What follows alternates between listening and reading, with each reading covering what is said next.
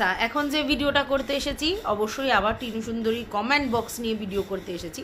তার মধ্যে একটা কমেন্ট আছে যেটা হচ্ছে আমাদের রূপা কমেন্ট করেছে। আমি আগেই বলেছি রূপা আমারও ভিউয়ার্স আর টিনুরও ভিউয়ার্স, তো তাকে নিয়েই এখন মানে আমার প্রথম ভিডিওর প্রথম পার্টটা। তো সেখানে রূপা কি বলেছে আগে শোনো। বলছে, শোনো টিনা, তুমি তুমি তো কারো কথা শোনো না, তবুও একটা খুব কঠিন কথা বলছি। তুমি একজন বিবাহিত মহিলা, এক বাচ্চার মা, তুমি একটা লোয়ার মিডল ক্লাস ফ্যামিলি থেকে বিলং করো, কোনো মুভি অ্যাক্ট্রেসদের মতো ফ্যামিলি থেকে নয় যে একটা বিয়ে ভাঙলে 10টা পুরুষ জুটে যাবে। তার উপর যা বদনাম হয়েছো তুমি এই সোশ্যাল মিডিয়াতে, তাতে তোমাকে বিনা স্বার্থে ভালোবেসে বুকে টেনে নেবে এরকম পুরুষ মানুষ খুঁজে পাওয়া এই মুহূর্তে জাস্ট ইম্পসিবল। এখন যেই পুরুষ তোমাকে ভালোবাসায় মিষ্টি মিষ্টি কথা বলে তোমায় নিজের করতে চাইবে, সে শুধুমাত্র তোমার টাকা আর তোমার ফেস ভ্যালুকেই ইউজ করতে চাইবে। এই কথাটা মাথায় পুরো গেঁথে নাও। তাই দয়া করে আর কোনো পুরুষ মানুষের পাল্লায় পড়ো না। আজকের দিনে ভালো জীবনসঙ্গী পাওয়া খুব কঠিন, তাই একা বাঁচো, প্রচুর কাজ করে অনেক টাকা জমিয়ে রাখো, নিজের ফিউচার সিকিওর করো, শরীরের চাহিদা কন্ট্রোল করতে শেখো, নইলে তোমার এই কমজোর এরই সুযোগ নিয়ে তোমায় বারবার ঠকতে হবে। সমস্ত অ্যাকাউন্ট পাসওয়ার্ড নিজের কন্ট্রোলে রাখো, ইউটিউব সম্পর্কে জানো, কুড়ে হয়ে থাকলে আরও ঠকবে। অন্যের উপর ডিপেন্ড করা বন্ধ করো, কি করছো জীবনটার একটু ভাবো। তাই এখনও সুযোগ আছে, ভিউয়ার্সদের সাজেশন মানার চেষ্টা করো, ঠকবে না। ভগবান যে কবে তোমায় একটু বুদ্ধি দেবেন কে জানে। 160টা লাইক পড়েছে আর 10টা কমেন্টস এসছে। সেখানে পৌলমী লিখেছে, ঠিক কথা, ভুলের শাস্তিটা এখনই ও পাচ্ছে, আর ঠকবে না। একদম ঠিক কথা। আর একজন লিখেছে, একদম ঠিক কথা বলেছো, একদম সঠিক উপদেশ দিয়েছো, কিন্তু ও শুনলে তো ওয়েল সেড, কোনো দিন বুদ্ধি হবে না এদের সব। আচ্ছা, অন্য কালচার বলছে, একদম ঠিক বলেছেন রূপা, একদম ঠিক কথা বলেছো। ও কারোর কথা অ্যান্সার দেয় না, পাত্তা দেয় না, ভিউয়ার্সদের কথা শুনতো, কেউ ঠকাতো না আর বাজে কথা বলতো না। একদম ঠিক বলেছেন টিনা, নিজেকে আর ভাঙতে দিও না, শারীরিক চাহিদা কন্ট্রোল করো, জীবন অনেক বড়, প্রতিটা পদক্ষেপ চিন্তা করে চলতে হয়, ভালো চিন্তা ভাবনা করো, কনসেন্ট্রেশন আনো জীবনে। I agree with you. ভালোভাবে বকুনি দিয়ে সার্কাস্টিক হয়ে কিন্তু রেজাল্ট 0। আজ লাস্ট অ্যাটেম্প নিলাম, কারণ আমাদের বলে মিথ্যে কথাগুলো সবার চোখে পড়ছে, হুইচ ইজ সো স্যাড। এখন যাচ্ছি যে আমাদের যে বলেছিল যে ওর বয়ফ্রেন্ডের সঙ্গে ওর আর কোনো রিলেশন রাখে না, শুধু ছেলে চাই, উই গেট টু সি যে আমাদের বোকা বানানো হয়েছে। আমরা সবাই ওর ভালোই চাই, কিন্তু ও নিজে সেটা চাই কি? আচ্ছা, এই কমেন্টারই আমি রাত্রিবেলা সোনালি, আমার ইউটিউব থেকেই ফ্রেন্ড, সে বলছিল যে আমি একটা জিনিস বুঝি না, যে তোমরা এই দূর থেকে কাউকে ভালোবেসে ফেলো কি করে। কথাটা কিন্তু ভেরি ট্রু। এখানে কিন্তু কেউ কাউকে ভালোবেসে ফেলে না, যেটা হয় সেটা হচ্ছে একটা অ্যাফেকশান, একটা ভালো লাগা। প্রতিদিন নিয়ম করে যদি কাউকে দেখো, যেরকম সিরিয়াল আমরা দেখি বা সিরিজ আমরা দেখি, তাহলে তার প্রতি একটা অ্যাফেকশান চলে আসে। সেটাই টিনুর উপরে মানুষের চলে এসেছে, যেটা একটা ভালো লাগা থেকেই এসেছে, আর সেটাই কিন্তু ভালোবাসার মতো করে লোকে ভাবে। নাহলে ভালোবাসা তো এইভাবে হয় না, এটা ভালো লাগা, সম্পূর্ণটাই ভালো লাগার উপর নির্ভর করে। যাই হোক, অনেকে টিনার দুঃখে দুঃখী হয়, অনেকে টিনার সুখে সুখী হয়, কিন্তু দিনের পর দিন টিনার এই সমস্ত ভিউয়ার্স যারা তাকে খুব ভালোবাসতো, মানে এইভাবে ভালোবাসা, তারা কিন্তু আস্তে আস্তে তার থেকে সরে আসছে। তার কারণটা কি? আর তার কারণেই কিন্তু তার চ্যানেলে এফেক্ট পড়ছে। যেই মেয়েটা একসময় লাখ টাকা ইনকাম করেছে, সেই মেয়েটা আজকের ডেটে 20,000 টাকা ইনকাম করতে গিয়ে কোত পারছে। ঠিক আছে, আর এর পিছনের রিজনটা কি? একটাই রিজন, সেটা হচ্ছে ভিউয়ার্সদের ডিসরেসপেক্ট করা, তাদের কথায় পাত্তা না দেয়া। এবার অনেকেই বলতে পারো যে টিনা না তো কোনো তাকে নিয়ে বাজে কথা বলছে সেটাতে পাত্তা দেয়, না তো তাকে নিয়ে ভালো কথা বলছে সেটাতে পাত্তা দেয়। অবশ্যই কোনো কন্ট্রোভার্সি ক্রিয়েটারকে পাত্তা দেওয়ার কথা আমি টিনাকে কখনো বলি না। না ভালো কোনো কন্ট্রোভার্সি ক্রিয়েটার মানে ওকে নিয়ে যারা ভালো বলছে তাকে নিয়ে অ্যাপ্রিসিয়েট করুক, না তো খারাপ বলছে তাকে নিয়ে কোনো সময় রাগ দেখাক বা কিছু বলুক। কিন্তু ভিউয়ার্সরা যেটা জানতে চাইছে, তাদের সঙ্গে স্বচ্ছতা মেনটেন করতে হবে, তাদের তোমাদের সঙ্গে ক্লিয়ার কাট কথা বলতে হবে। তুমি মুখে এক বলবে আর কাজে এক করবে, লোকে বুঝতে পারবে, তাহলে হবে না। হ্যাঁ, তোমার একটা ব্যক্তিগত লাইফ থাকতেই পারে, তোমার ব্যক্তিগত লাইফে তুমি কি করছো আমরা কেউ জানতে চাই না, কিন্তু যখন তুমি এসে বললি তোমার ব্যক্তিগত লাইফটাকেই কন্টেন্ট করবে, তুমি এসে বলবে হ্যাঁ আমি এক পরকিয়া করেছি, এর হাত ধরেছি, অমুক করেছি, তমুক করেছি বলে একটা কমিউনিটি পোস্ট দেবে। তারপরে তোমার যখন ইচ্ছে হবে তার সঙ্গে তুমি ভ্যালেন্টাইন্স মানাতে যাবে, তুমি অযোধ্যায় ঘুরতে যাবে, সমস্ত কিছু করবে, তারপর একটার পর একটা তথ্য চলে আসবে যে তুমি ঘনার বাড়িতে থাকছো, তোমাকে মুদিখানা দোকানে দেখা যাচ্ছে, তোমাকে অযোধ্যার বাসে দেখা যাচ্ছে, তোমাকে নানা জায়গায় দেখা যাচ্ছে, এবং অনেক ভিউয়ার্স তারা রীতিমতো বলছে তোমাকে যদি তোমাদের ওই আশেপাশে মানে যাওয়া যায় তাহলে তোমাকে দেখা যাবে যে তুমি বাইকে করে এখানে ওখানে যাচ্ছ, সমস্ত কিছু দেখা যাচ্ছে, কিন্তু তুমি যেহেতু ভিডিওতে দেখাচ্ছ না আমরা কিছু বলতে পারি না। কিন্তু যেই তোমার অ্যাসিস্ট্যান্টের গল্পটা এলো এবং তারপরেই তোমার ওই বাইক কেলেঙ্কারি এলো, তখনই কিন্তু ভিউয়ার্সরা বুঝতে পারলো যে তুমি যে বলছিলে যে আমার শুধু সন্তানকে চাই, আমার না তো খোকাকে চাই না তো ফকলুকে চাই, আমার সন্তানকে চাই, এইটা তুমি ডাহা মিথ্যা কথা বলেছো। কারণ তুমি এটা ভিউয়ার্সদের সামনে বললেও তুমি অ্যাকচুয়ালি ফকলুচন্দের সঙ্গে সম্পর্কটা কন্টিনিউ করে যাচ্ছিলে, এবং শুধু সম্পর্ক না, কোনো এক সময় এটাও প্রুফ হলো যে তুমি কোনো একটা সময় এই ফকলুচন্দকেই ইললিগালভাবে একটা বিয়ে নামক ব্যাপার করে ফেলেছিলে, যেটা কেউ মেনে নিতেই পারেনি। আজকের ডেটে অনেকেই বলছে অনেকে আগে থাকতে জানতো, অনেকে এই করতো সে করতো, কে আগে থাকতে জানতো আমি জানি না। যদি আমি জানতাম যে টিনু সুন্দরী আর ফকলু বিবাহিত সম্পর্কে আবদ্ধ, তাহলে অ্যাটলিস্ট এটা বলতাম না যে তুই 2 বছর কারোর সঙ্গে মেশ, তারপরে তুই রাইট ডিসিশন নিবি। তখনও কিন্তু টিনু আমাকে বলেনি যে আমার আর মেশার জায়গা নেই, আমি অলরেডি করে ফেলেছি, ঠিক আছে। আমি কিন্তু ওকে বারবার ওভার টেলিফোনিক এটাই বলেছিলাম যে একটা ছেলের সঙ্গে তুই সম্পর্ক করেছিস, ঠিক আছে, হতেই পারে সেটা, কিন্তু সেই সম্পর্কটায় অন্তত 2 বছর 3 বছর তুই তার সঙ্গে মেশ থাক, তার অরিজিনালিটি বোঝ, তারপর তার সঙ্গে এগো। তো তখন তো অলরেডি সে বিবাহিত সম্পর্কে আবদ্ধ হয়ে গেছে, যেটা আইনত নয়, এই বিয়ের কোনো ভ্যালু নেই, তাহলে সেখানে সে কি আর আমার এই কথাটা শুনতে বাধ্য? শুনবেও না। তো যাই হোক, টিনা আমাদের কথা কোনোদিনই শোনেনি, ও নিজেই ফকলুকে নিজের অ্যাসিস্ট্যান্ট কাম পিএ কাম গার্জেন হিসেবে স্বীকৃতি দিয়ে ফেলেছিল। আর সেই জন্য আমাদের মতো ক্রিয়েটারদের কথা বাদ দাও, কোনো ভিউয়ার্সের কথাই টিনু শোনার প্রয়োজন মনে করেনি। কারণ টিনু এটাই ভেবেছিল যে আমি যেরকম লাইভ করছি বা আমার ভিডিও শ্যুট করছি বা প্রমোশন করছি সেটাই আমার হয়ে যাচ্ছে, আর আমাকে প্রমোশনাল ভিডিও শ্যুটগুলো কে এনে দিচ্ছে? ফকলুচন্দ। আচ্ছা, সেই সমস্ত কিছু দেখভাল করছে, প্লাস আমার ইমেল অ্যাক্সেসে দেখভাল করছে, আমার অ্যাকাউন্ট দেখভাল করছে, আমার সমস্ত কিছু সে পিএ হিসেবে বা অ্যাসিস্ট্যান্ট হিসেবে দেখভাল করছে, প্লাস সে আমাকে পুরো সাজিয়ে খাবার দেওয়ার মতো প্রমোশনাল ভিডিও শ্যুটে কথাবার্তা বলা, কি করতে হবে না করতে হবে সমস্ত এনে দিচ্ছে, আর তারপরে আমি ভিডিও শ্যুট করছি। আর রইল বাকি হচ্ছে আমার ব্লগিং যেরকম আমি করছি, তাছাড়া আমার এইসব সমস্ত কাজ অ্যাড নিয়ে আমার একটা বেশ ভালো লামসাম অ্যামাউন্ট ইনকাম হয়ে যাচ্ছে। আর পুরোটা যখন ফকলুচন্দ দেখছে আমার আর কোনো চিন্তা নেই।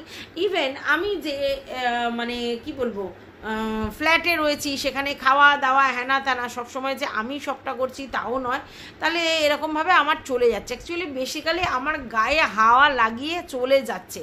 আমি এইভাবে কন্টেন্ট করব বলে কখনো জিম দেখাবো, কখনো পড়াশোনার কথা বলবো, কখনো ছেলে অন দা ওয়ে, কখনো ছেলের জামা কাপড়, কখনো ছেলের হার, এগুলো দেখাবো, এগুলো সবটাই কন্টেন্ট। হ্যাঁ, আর বাদবাকি আমি যেরকম ভিডিও করছি তার মধ্যে আমার মা বাবা এদিকে যারা আছে তাদেরকে নিয়ে আমার কন্টেন্ট হয়ে যাচ্ছে। আর ফকলু তো বিশাল অ্যামাউন্টের আমার প্রমোশনাল ভিডিও শ্যুট এনে দিচ্ছে, তাহলে আমার আর চিন্তা নেই, পয়সার চিন্তা আমার নেই, পয়সা ইনকাম করা আমি শিখে গেছি। অতএব আই ডোন্ট কেয়ার কে কি বললো না বললো, কিন্তু আজকের ডেটেও পরিষ্কার বুঝতে পারছে সবটা ফুস হয়ে গেছে। বাই দা ওয়ে, ব্যবসার কথাটা তো বলিনি। ব্যবসার কথাতে আমি কি চেয়েছিলাম যে ব্যবসার পুরো ব্যাপারটা অনলাইন অফলাইন হবে, ওদিকে ফকলু অফলাইনে করবে আর আমি অনলাইনে করব, ফকলুই সমস্ত গস্ত করবে, দাম ফাম সেট করে দেবে, আমি জাস্ট সেগুলোই আর কি, যেহেতু আমার সুন্দর মুখের জয় সর্বত্র, আমি সেগুলোই আর কি সামনে দেখাবো, বিজনেসের জিনিসপত্র দেখাবো, সেগুলো রেট ফিক্স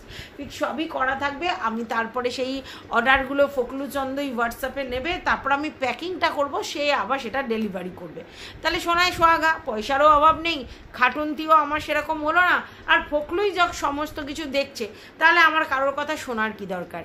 মেন ব্যাপার, টিনু এটাই ভেবেছিল যে আমার তো সমস্ত প্রয়োজন মিটে যাচ্ছে, আমার প্রমোশনাল ভিডিও শ্যুট আসছে, সেগুলো আজকে টাকা না পাবো পরবর্তীকালে, আমার ব্লগিংগুলো আমি যা করার করছি তাতে যা হচ্ছে হচ্ছে, প্লাস আমার বিজনেস থেকে ইনকাম হচ্ছে।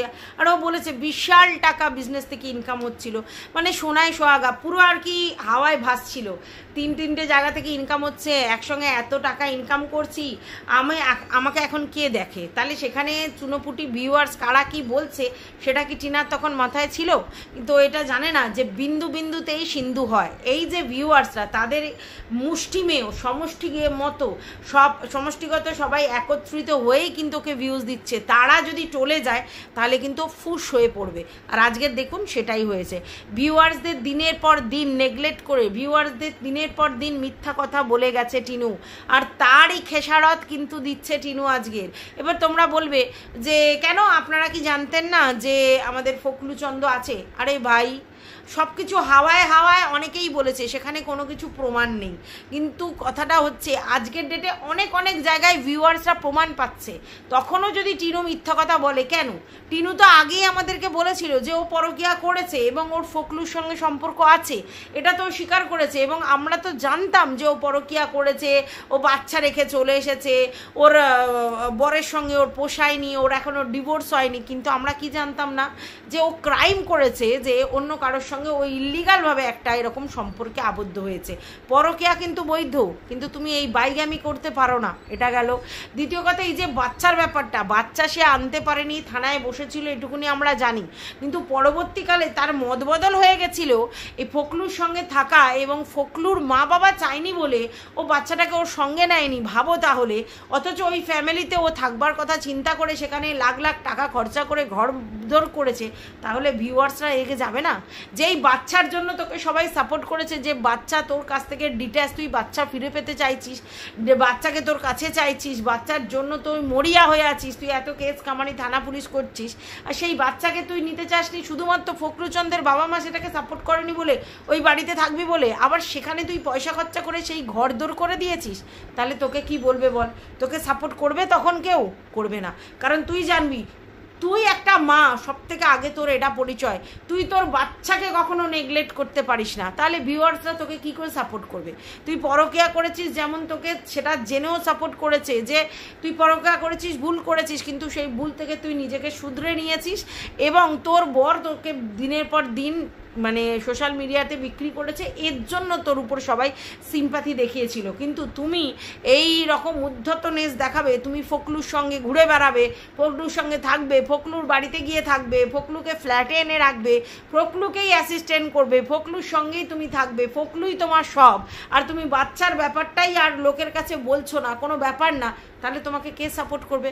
আর তার রেজাল্ট সঙ্গে সঙ্গে তুমি দেখে ফেলেছো, সঙ্গে সঙ্গে কিন্তু তোমার কর্মে সেই রেজাল্ট এসে গেছে। আজকে তুমি আবার বলছো আমি যেমনভাবে বেরিয়েছিলাম আজকে সেই রকম অবস্থা আমি নিঃস্ব। ভাবতে পারছো?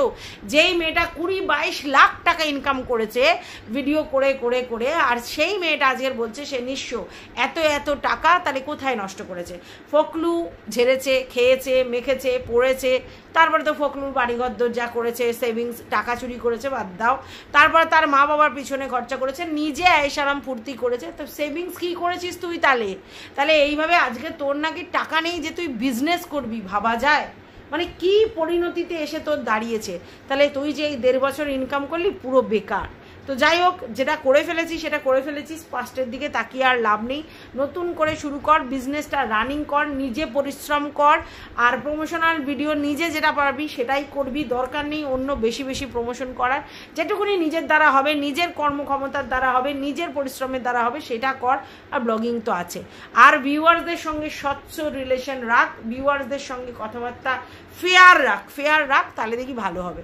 আর আবারও বলছি, ভুলভাল ফালতু লোকের পাল্লায় পড়ে একদম নিজের মাথা খাস না, নিজেকে নিজের মতো করে চালনা কর। এটা কিন্তু আমি বারবার বলছি। আর একটা কথা বলতে এসেছি, সেটা হচ্ছে অনেকেই বলছে ব্যাপারটা বুঝতে পারছে না, আমিও বুঝতে পারছি না। সেটা হচ্ছে আজকের টিনু বলল যে সে ফ্ল্যাট ছেড়ে দেবে, অথচ কালকের আমাদের আরশ ভাই নাকি বলেছে ফ্ল্যাট ছাড়ার কথা, এবং এক সপ্তাহ আগে থেকে নাকি কিছু ভিউয়ার্সও জানে। তাহলে কথা নিশ্চয়ই কোথাও বেরিয়ে যাচ্ছে, না হলে কী করে তারা জানে? প্রথম। দ্বিতীয় কথা, এইবার নাকি কি হবে, নাকি টিনু সুন্দরী নাকি তার মা বাবা কী করতো, তার সাথে কি বিহেভিয়ার করতো, সেইগুলো নাকি ভিডিওতে দেখাবে। জানি না কি হবে না হবে, তবে এটা ঠিক যে কথা বাইরে লিক আউট হচ্ছে, কারণ যেটা আজকের টিনু বলছে সেটা অলরেডি ভিডিওর মাধ্যমে বা অনেক ভিউয়ার্স এক সপ্তাহ আগে জেনে গেছে। কি করে জেনে গেছে বলো, তাই না? টিনু আজকের বলছে, সেটা আগে থাকতে জানছে কে? তাহলে কেউ না কেউ স্পাইগিরি করছে, কেউ না কেউ খবর লিক আউট করছে, তাই জন্য জানতে পারছে। আর যদি এটা আমাদের মেকানিক্যাল ওয়েতে হয়, মেকানিক্যাল ওয়েতে মানে ধরো টিনু আর আমাদের খোকু সবাই মিলে মেকানিক্যাল ওয়েতে করে, তাহলে প্ল্যান প্লটিং করা হয়ে গেছে, একটার পরে একটা প্লটিং নামানো হচ্ছে, সেটা হতে পারে। সেটা আমি বলতে পারবো না। যদি রিয়েল হয় তাহলে কি করে জানছে? কিউরিসিটিটা আমার গ্রো করেছে যে কি করে জানছে, কিভাবে জানা সম্ভব। আর যদি প্ল্যানিং প্লটিং করে দুজনরাই আমাদের মুরগি করে, তাহলে জানি না, সবাই তো প্লটিং করা, বলতে পারবো না। বাই দ্য ওয়ে, টিনুর 22 লাখ টাকায় সমস্ত টাকা নষ্ট করে ফেলেছে, এইটা হজম করতে আমার একটু কষ্ট হচ্ছে। ফোকলা নিয়ে নিল, আমি ধরে নিলাম 8 লাখ টাকা, ঠিক আছে, ওদিকে এদিক ওদিক করে যা খরচা করেছে, কিন্তু 22 লাখ টাকা নষ্ট হয়ে গেছে। কিছু কি টিনা আলাদা করে সেভিংস করে রেখেছে, সেটা কি আমাদের বলছে না? সেটা হতে পারে ফিক্সড করা আছে, সেটা তো যখন তখন তুলতে পারে না। এটা একটা মনের মধ্যে প্রশ্ন জাগছে, ভিউয়ার্সরাই বলছে আর কি, তার জন্য প্রশ্নটা জাগছে, ঠিক আছে। আর বাইরে কি করে খবর লিক আউট হচ্ছে জানি না। আর এরপর আমি যে ভিডিওটা নিয়ে আসবো, অবশ্যই ফোকলাকে নিয়ে ভিডিওটা নিয়ে আসবো। আর ততক্ষণের জন্য এই ভিডিওটা তোমরা দেখতে থাকো। আমার মাথার মধ্যে নিয়ে সব গুড়পার করছে। তবে হ্যাঁ, একটা কথা বলি, টিনু সুন্দরীকে কিন্তু ফেরানোর চেষ্টা খোকা করেছিল ওভার ভিডিও, সেটা আমরা দেখেছি, কিন্তু শুনতে পাচ্ছি ওভার টেলিফোনিকও টিনুর মানে বাবার বা বাড়ির কারোর ফোনে আমাদের খোকা ফোন করে টিনুকে ফিরতে বলেছিল। টিনু তখন তেজ দেখিয়েছিল। মেয়ে মানুষের তেজ ভালো নয় বলে না, মানে আমাদের বড়রা বলে না, অ্যাকচুয়ালি কি বলো তো, তেজ করা যেতেই পারে, তেজ করতে গেলে সেই যোগ্যতা লাগে, নিজেকে সেই জায়গায় নিয়ে যেতে হয়। কিছুই নেই আমার, কিছুই নেই, শুধু একটা সুন্দর মুখ আছে। আমি না তো নিজে এস্টাবলিশড হয়েছি, আর না তো অন্য কিছু, আমার এডুকেশন ব্যাকগ্রাউন্ড বা বাপের বাড়ি বিশাল অবস্থা, তাহলে আলাদা কথা ছিল। না আমার বাপের বাড়ির অবস্থা ভালো, না আমার এডুকেশন ব্যাকগ্রাউন্ড ভালো, না আমি নিজে কিছু ইনকাম করি। হ্যাঁ, তোমার সাথে আমি ব্লগিংয়ে ইনকাম করি, তাহলে সেই জায়গা থেকে আমার মুখের এত ভ্যালু, এটা ফিল করা কিন্তু অনেক ঔদ্ধত্যের ব্যাপার। তাহলে টিনু কি সেই ঔদ্ধত্যনেসটা দেখিয়েছিল তখন? হতে পারে, মেবি। ভেবেছিল সত্যিই তো আমার মানে এই মুখের দাম প্রচুর। আর তখন তো মেরিন ইঞ্জিনিয়ার আমাদের ডিরিং বাবু ফকলুচন্দ ছিল যে ম্যাই হু না। আর টিনু ভেবেছে বাবা আমি এখন মুম্বাইয়ের সমুদ্র সৈকতে ভাসবো আর ওখানে সোনার সংসার গড়বো, তাই তো? এত সহজ সব কিছু এরকম ফ্লুক চালে হয়ে যাবে। আজকে সেই জন্যই ফাপড়ে পড়েছিস, বুঝলি? তো যাই হোক, এই ভিডিওটা এই পর্যন্ত। টাটা সবাইকে। তোমাদের কিছু বক্তব্য থাকলে অবশ্যই কমেন্ট বক্সে জানাবে। Love you all.